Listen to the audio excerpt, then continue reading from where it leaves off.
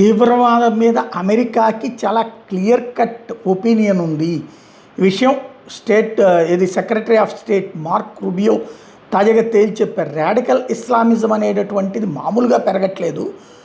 ఇది ఒక క్యాలిపతి ఇరాక్కో, సిరియాకో, ఐఎస్ఐఎస్ లాంటి వ్యవహారాలకు సంబంధించింది కాదు. అమెరికాని ఒక ప్రపంచ భూతం కిందని వీళ్ళు చూస్తారు. భూభాగాన్ని మొత్తాన్ని డామినేట్ చేయాలని కోరుకుంటారు. రాడికల్ ఇస్లాం రెవల్యూషనరీ అన్నటువంటిది ఒక ఆగని నిరంతర ఎక్స్పాన్షను, టెర్రరిజము, అసాసినేషన్సు అంటే చంపేయడాలు, టోటల్ భూమి మీద కంట్రోల్ వీళ్ళ ప్రధానమైన లక్ష్యం. అమెరికా, యూరప్, ఇజ్రాయెల్ వీటన్నిటిని హస్తగతం చేసుకుని వాటిని ముస్లిం రాజ్యాల కింద మార్చాలన్నది వీళ్ళ ప్రధాన ఉద్దేశము. ఇది మాకు తెలుసు అని చెప్తున్నారు. Radical Islamic. Ultimately, all radical Islamic movements in the world identify the West writ large, but the United States in particular, as the greatest evil on the earth.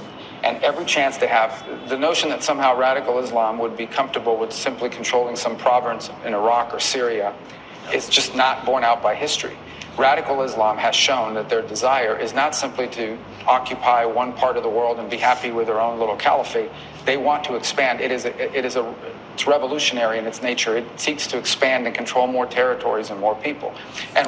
ఇది ప్రపంచం గ్రహించింది, కానీ ఎలాగ దాన్ని కంట్రోల్ చేయాలో తెలియట్లేదు. అమెరికా వల్ల కావట్లేదు, యూరప్ దేశాల వల్ల కావట్లేదు. వాళ్ళ స్వార్థాల కోసం ఈ రాడికలిజాన్ని పెంచి పోషించింది వాళ్ళే. భవిష్యత్తులో దీన్ని కంట్రోల్ చేయగలిగేది భారతదేశం. ఎందుకంటే దీన్ని మొదటి నుంచి అనుభవించినటువంటి సందర్భంలో దీన్ని రెచ్చగొట్టే శక్తులైన యూరప్ శక్తులకి ఆగమని చెప్పి ఆ పైన మన దేశంలో కంట్రోల్ చేసుకుంటూ వచ్చారు. మన దేశ ప్రజల్ని మార్చగలిగాం. ప్రపంచం కూడా మారి తీరక తప్పదు, భారత బాటలో ప్రయాణించక తప్పదు. భవిష్యత్తులో మోడీలు, యోగీలు ప్రతి దేశానికి అవసరమవుతారు.